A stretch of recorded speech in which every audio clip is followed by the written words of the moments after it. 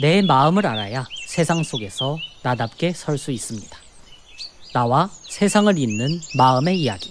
황상민의 심리상담소.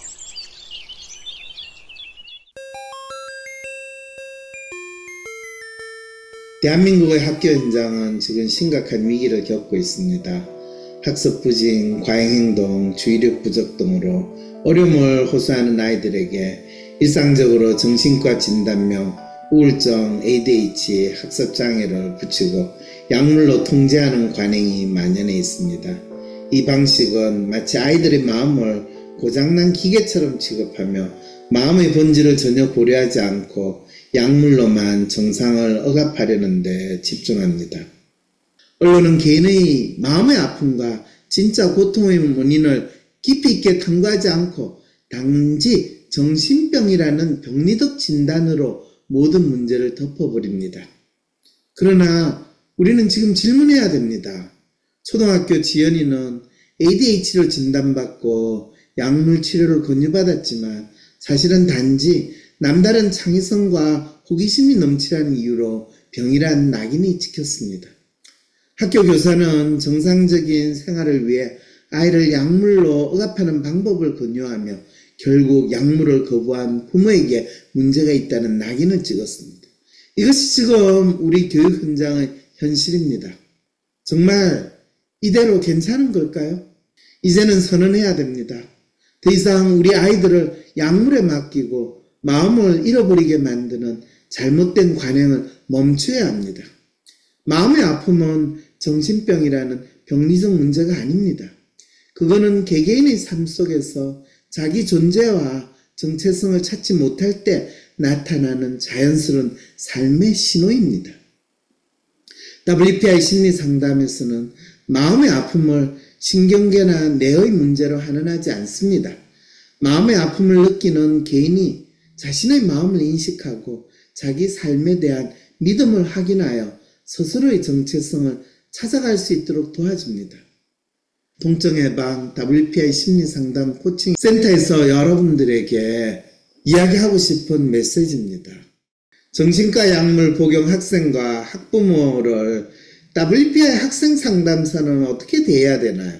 아픔예방의원 김미정 원장님, 소아청소년 전문의로 또 이 약물을 먹는 많은 아동 청소년 학생을 나름대로 치료하시고 또 학부모를 상담한 사람의 입장에서 약을 먹고 있는 이 아동 그리고 그 학부모들에게 어떤 식으로 대해야 될지를 하나하나 설명을 좀 해주시면 어떨까요? 최근 교육 현장에서 많은 학생들이 학교 생활의 어려움, 학업 스트레스, 친구와의 관계, 그리고 가정에서의 갈등 등 다양한 문제로 인해 정신과 약물을 복용하거나 복용을 고민하는 사례가 급증하고 있습니다. 정신과 약물 치료가 마치 만병통치약처럼 간주되고 부모들은 이를 손쉬운 관리와 통제 수단으로 여기는 경향마저 있습니다. 그러나 이러한 접근은 장기적으로 학생들의 마음을 더욱 메마르게 만들고 근본적인 자기인식과 자기 삶의 주도적인 관리 능력을 잃게 만드는 심각한 부작용을 낳고 있습니다. WPI 학습생활 상담사들은 이러한 상황 속에서 어떻게 학생들과 학부모를 대해야 할까요? 1. 정신과 약물에 대한 학부모의 믿음을 이해하되 신중하게 접근해야 합니다. 부모가 약물 치료를 선택하는 이유는 자녀가 겪는 문제를 어떻게 다뤄야 할지 모르기 때문입니다. WPI 상담사는 부모의 이런 입장을 무시하거나 비판하는 대신 부모가 학생의 어려움을 해석하고 해결하는 데 있어 어떠한 믿음을 가지고 있는지 먼저 이해해야 합니다. 상담 초기부터 약물을 쓰는 것은 옳지 않습니다. 라고 단정 짓는 것이 아니라 부모님께서 아이의 문제를 약물로 해결하려고 생각하신 이유는 무엇일까요? 라고 질문하면서 약물 사용에 대한 부모의 믿음을 파악해야 합니다. 정말 이 말에 동의해요. 부모님들은 정말 남들에게 어떤 눈으로 보일지 몰라도 자식에게 할 수 있는 한 자신이 최선이라고 믿는 선택을 했을 뿐이거든요. 이 아이의 마음을 약물보다 중요하게 바라보도록 WPI 학습생활 상담사들은 돕습니다. 정신과 약물이 아이의 증상, 불안, 우울, 주의력 문제 등을 일시적으로 완화할 수는 있지만 이것이 아이가 스스로의 마음을 이해하고 자신을 인식하는 능력을 길러주는 것이 아닙니다. 제가 경험한 많은 아이들은 약물로 마취됐을 뿐이지 결코 불안이나 우울, 주의력 문제들을 해결하는 데 도움이 되냐면 결코 아니거든요. 아이의 문제를 약물로만 해결할 수 있다라고 보는 시선을 넘어서 자녀의 마음의 문제를 구체적이고 실질적으로 이해하는 능력을 키우도록 상담과 교육을 병행합니다. 이렇게 하면 부모는 부모가 이해할 수 없는 행동과 말들을 더 깊이 이해하고 약물 이외에 대안적인 방법을 선택할 가능성이 있음을 이해시켜서 그래서 그 대안적인 방법을 선택할 가능성을 높입니다. WPI 학습 상담사는 단지 부모와 학생 사이에서 중립적인 존재가 아니라 학생의 마음을 적극적으로, 근본적으로 부모가 이해할 수 있도록 지원하는 안내자 역할을 해야 합니다. 네, 학생 편이 정말 돼줬으면 좋겠어요. 학생의 애드보케이터, 대변인이 돼주었으면 해요. 맞아요. 자, 그런 측면에서 생생하게 학교 현장에서 이 문제를 경험하고 또 나름대로 대안적인 해법을 열심히 찾고 계시는 조성현 쌤. 저는 정신과 약물을 믿고 있는 학부모의 믿음, 이거를 바라보는 관리자의 믿음, 이거를 바라본 담임 교사의 믿음을 각각 확인해 보게 되거든요. 학부모님들이 대부분 왜 정신과 약물을 먹이느냐라고 얘기했을 때 학교에서 전화가 계속 와요. 얘가 오늘도 화를 냈다, 친구를 때렸다, 물건을 집어넣었다, 분노를 조절을 못한다. 그러면 안 먹이고 싶은데 매일 전화가 오고 어떻게 할지를 모르겠고 또 맞벌이를 하게 되면 이 아이를 케어할 수는 없고 가장 학교에서 유명한 아이를 제가 담임으로 맡게 됐는데요. 네. 그 아이가 유명하다는 건 뭘로 유명해요? 네, 분노 폭발. 작년에 가장 저희 학교에서 계속 화를 내고 뭐 친구랑 싸우고 때리고 이런 아이로 유명했던 아이가 있는데 학교에서는 이 아이를 어떻게 할지 몰라서 계속 힘들다. 제발 좀 집에서 뭘 했으면 좋겠다. 사실 그게 약물 치료를 했으면 좋겠다라고 이야기를 했고 부모님은 이제 거절을 하다가 계속 어쩔 수 없이 일단은 학교의 압박에 약물 치료를 하게 됐는데 어떤 마음으로 계속 약물 치료를 얘기했냐라고 하면 학교 입장에서는 별의별 짓을 다 해봤는데 어르고도 달래고 다 해봤는데 이 아이는 폭발하고 화내고 친구를 때리는 장면들을 멈추지 않았다. 이렇게 돼서 약만이 이 아이를 잠재울 수 있다. 그리고 이 아이가 언제 터질지 모르는 이 폭탄과 같은 이 아이를 폭발하지 않을 수 있겠다라는 안심할 수 있다라는 마음을 갖고 있었고요. 그래서 그거를 이제 부모님한테 얘기해서 부모님은 작년 2학기 때부터 정신과를 다니면서 아이에게 ADHD 약을 먹이기 시작했습니다. 근데 이거를 바라보는 동료 선생님들의 이야기도 마찬가지인데, 이 아이가 마치 분노 조절을 못하는 정신질환을 앓고 있는 아이로 보는 분들이 대부분이었고요. 그리고 심지어 이 아이 위클래스 선생님마저 얘가 약을 안 먹으면 도대체 어떻게 하냐, 점심시간이나 쉬는 시간 이럴 때 불안하지 않냐, 그러니까 최대한 부모님에게 약 이야기는 하지 말자. 그냥 이대로 약을 먹게끔 두자라는 이야기를 들을 정도로 이제 지내고 있습니다. 이 아이가 아픈 거는 뇌의 문제고 신경정신의 문제고 약으로 치료해야 되는 문제지 이 아이의 마음의 아픔 또는 이 아이의 특성이 드러난 거라는 그런 믿음 자체가 없다라는 거죠. 가장 핵심은 이걸 겁니다. 그 아이 말고 다른 아이들을 지켜야 한다. 본인이 정신과 의사 코스프레 하면서 이 위험한 아이는 빨리 정신병동에 감금하고 정신과 약물로 환자니까, 정신병 환자니까 사회로부터 격리하듯이 지금 교실에 남아있는 정상적이고 이 온순하고 교사의 지시에 잘 따르는 아이들을 지키기 위해서 이런 아이들은 빨리 정신병 환자로 속아내가지고 정신병 약을 먹이고 정신병동에 감금하든지 그런 일을 하는 것이 우리 교사의 역할이다, 임무다, 이렇게 믿는다는 거네요. 네, 근데 한편으로 보면 학교에서 선생님들과 관리자는 이 학생 제외한 다른 학생들과 그 특히 다른 학생 학부모들이 왜 학교는 뭐 하고 있냐, 뭘 하길래 얘가 계속 폭발을 하고 우리 아이를 위험에 처하게 하느냐라는 그 민원으로부터 자유롭지 못한 상황이 되거든요. 그렇죠, 그렇죠.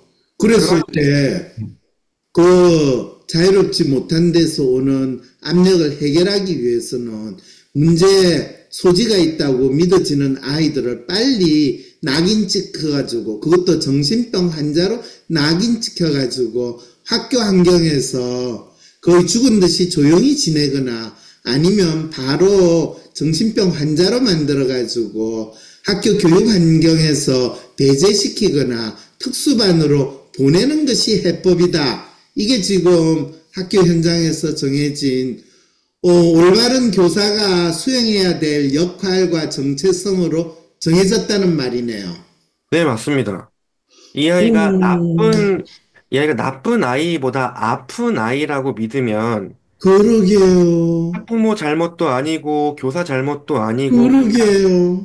사건이 아니라 사고다라는 느낌처럼 그러게요. 받아들이니까 누구도 잘못을 안 한 상황 구도가 되는 게 이 아이가 정신병자가 되는. 그런데 이 아이의 마음을 이해하면 아마 그분들이 상상 못한 제가 어떻게 대했냐면 이 아이가 그림 그리는 걸 좋아하거든요. 네.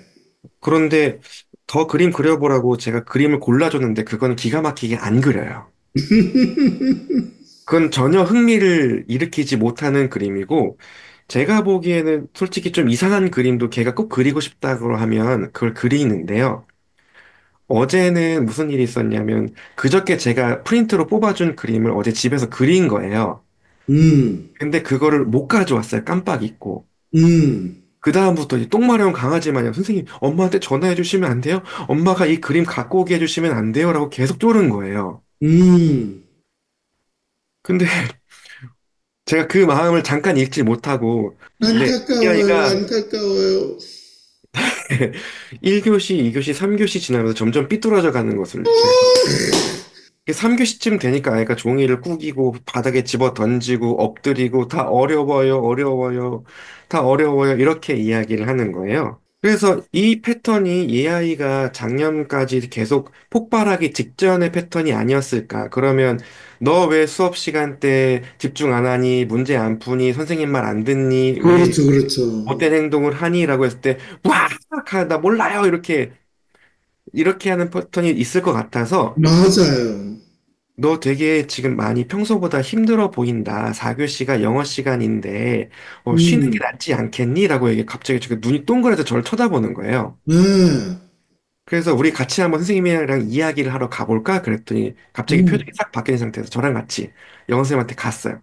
걔가 직접, 오, 선생님, 저 오늘 좀 힘들어서 쉬고 싶은데 쉬어도 될까요? 라고 얘기했을 때, 네, 음, 그래서 같이 이야기를 하고 영어 수업 때에는 저희 교실에서 쉬겠다라고 해서 여기 왔습니다. 네, 그러면서 제가 원래 점심시간 때 그 아이 보는 유튜브를 가지고 같이 대화를 하기로 약속했었는데 네, 그 아이가 선생님 그거 지금 이야기하면 안 돼요? 라고 물어보는 거예요. 네, 그래서 그래라.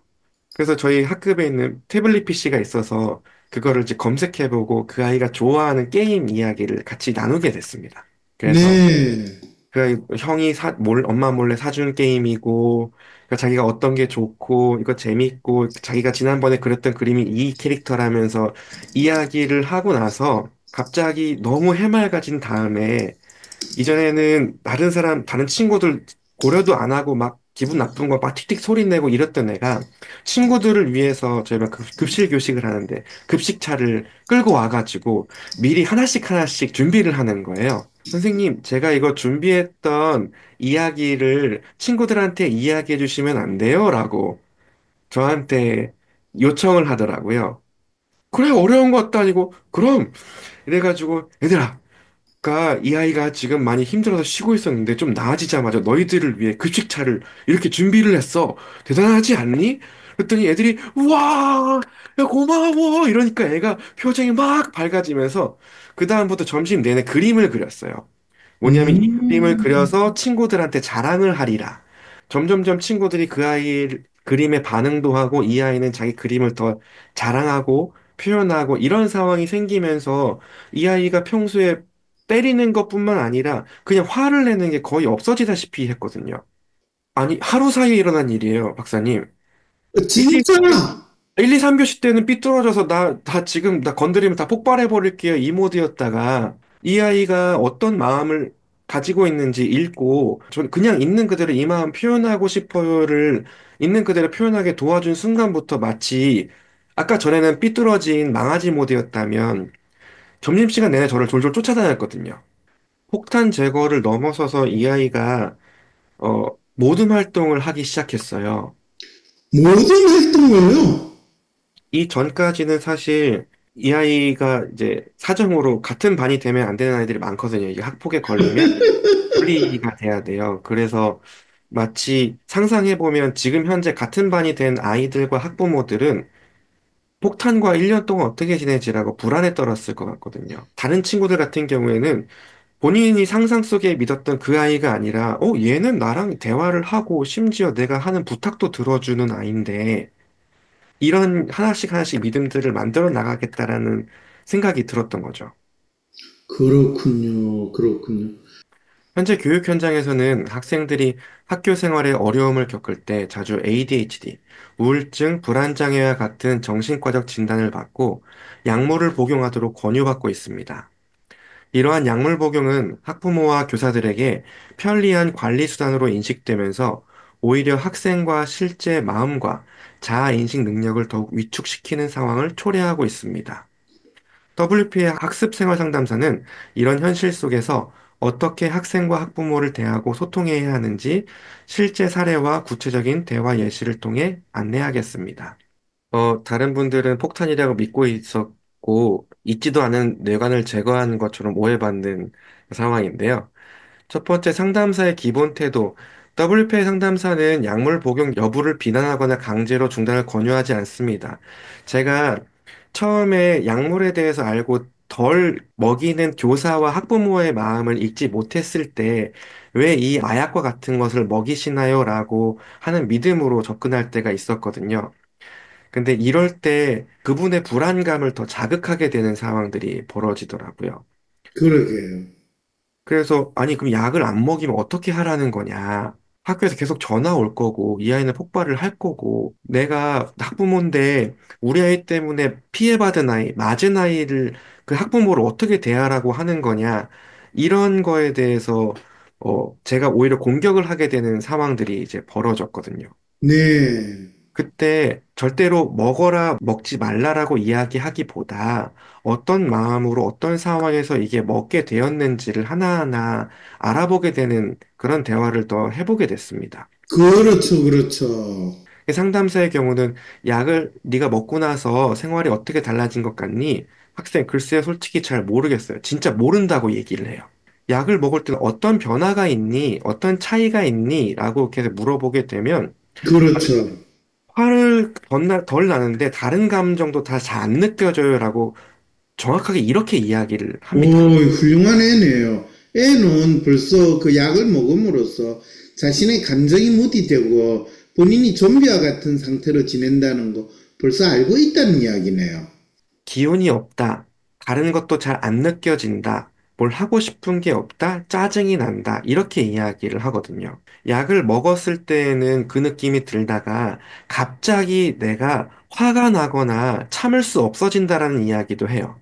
오, 그때가 언제니? 라고 물어보면 이제 아침에 약을 먹고 4교시나 점심시간 때쯤 이제 깨어나면서 마치 모아왔던 자기의 스트레스나 답답한 마음을 분출하듯이 표현하게 되는 거를 겪게 돼요. 그러면 평소보다 더 자주 폭발하고 더 크게 폭발하는 상황들이 왜 그렇게 벌어지는지 모른다고 이야기를 하고요. 아이고, 그랬군요. 네, 그래서 마음이 뭔지도 모르고 마음이 있다라는 거 어떻게 알아간다가 자체를 모르니까 이 그럼요, 그럼요. 아이가 폭발하는 이 폭발 행동이 사람을 위협한다라는 그 코드만 이제 이해하게 되는 거고 그 아이가 어떤 마음의 아픔을 가졌는지 그 아이 입장에 상상조차 할 수 없는 일들이 이제 벌어지게 되는 거죠. 그래서 이 아이는 점점 더 자기의 마음 인식하는 것도 표현하는 것도 점점 잃어버린 채 자기를 없애야만 문제가 안 생기는 이 구도로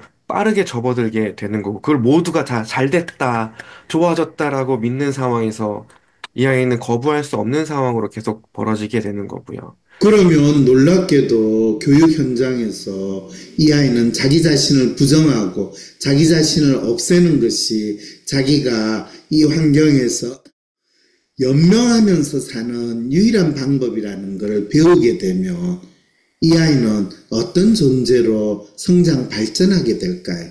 그것도 교육 환경에서.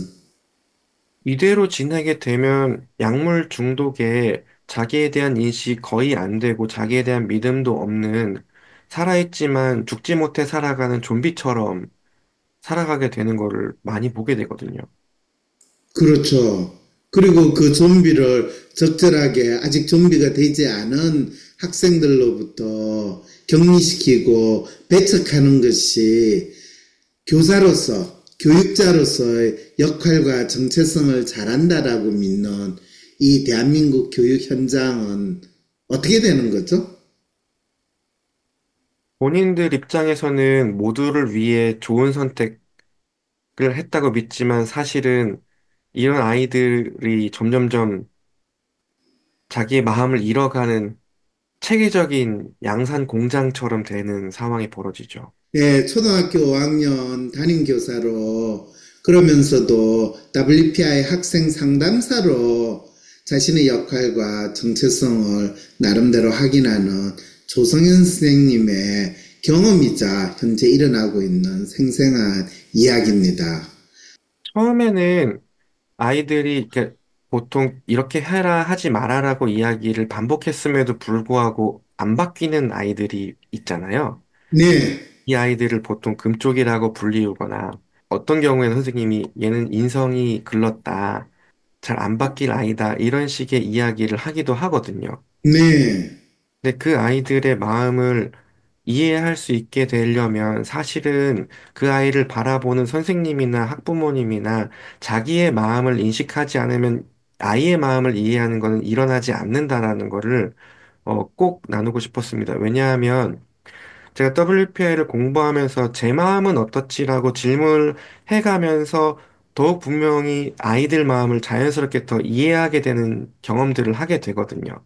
네, 동시에 아이들 마음을 백날 더 구체적으로 설명해줘도 그래서 저보고 어떻게 하라는 거예요라고 정답 찾기처럼 답답해하는 사람들도 있는데 그분들일수록 자기 마음 이해하는 걸 되게 힘들어하는 상황이 벌어져서 지금 이 학교에서 왜 아이들을 정신병자를 양산하고 있는가라고 했을 때 가장 큰 핵심은 아이들을 가르치는 선생님들이 자기의 마음을 인식하기를 너무 어려워하기 때문에 이 일들이 계속 벌어지는 건 아닌가라는 이야기를 하고 싶었습니다. 맞습니다. 진짜 맞습니다. 제가 많은 교사들을 상담을 하면서 그분들이 자신이 교사로서 살아간다는 게 어떤 의미가 있고 또 왜 이 일을 하는가 스스로 아무런 마음이 없이 그냥 교사가 되면 안정적인 직장에서 방학도 있어서 얼마나 좋아. 공무원과 같은 마음인데 공무원보다 더 좋은 방학이 있는 교사니까 이게 최고의 직업이야. 그렇게 생각하면서 교사 생활을 하고 있으니 이 본인을 힘들고 어렵게 하는 학생이 있으면 그거야 당연히 불량 민원인보다 더 심하게 빨리 제거해야 되는 폭탄이 되어버리는 상황이 됐다는 것을 교육 현장에 있는 교사와 학생과의 관계에서 생생하게 확인할 수 있었다는 거죠.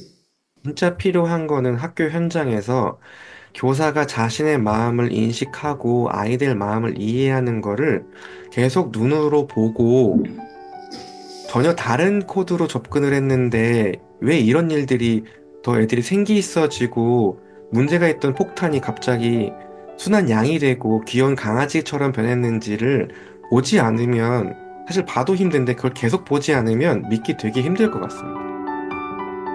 초등학교 5학년 교실에서 일어나는 마음을 읽어준다는 게 어떤 정신과 약물보다 더 아이를 성장 발전시키고 또 좋은 교육적 수단임에도 불구하고 지금까지 대부분의 교사들이 그런 방법이 있다는 것을 알려고조차 하지 않았다라는 마음의 아픔은 각자가 가진 자기 삶의 신호이며 개개인의 독특한 정체성을 표현하고 찾아가는 과정입니다. 이제 학교와 사회가 아이들에게 일방적인 약물이 아니라 자기 마음을 제대로 볼 수 있도록 도와주는 것이 필요합니다. 이것이야말로 진정한 교육이며 진정한 치유입니다. 이제 우리의 아이들이 더 이상 정신병이라는 병명 속에 갇혀 약물로 자신을 잃어버리는 비극을 막아야 합니다. 각자가 가진 마음을 읽고 스스로 자기 삶의 주인으로 살아가는 힘을 갖도록 도와주는 것이 우리의 진짜 역할입니다.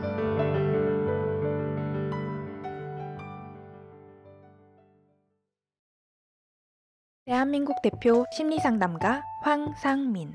누구나 쉽게 자신의 마음정신 건강을 확인할 수 있도록 직접 대면하지 않아도 언제 어디서든 인생 상담을 받을 수 있게 온라인 상담을 진행하고 단순히 들어주는 상담에서 그치는 것이 아니라 고민의 근본적인 원인을 파악하여 내담자가 원하는 삶을 향해 나아갈 수 있도록 내면의 힘을 키울 수 있는 해결책을 제시합니다. 마음, 정신, 건강, 조치의 황상민 박사님께 온 오프라인 심리상담을 받아보세요.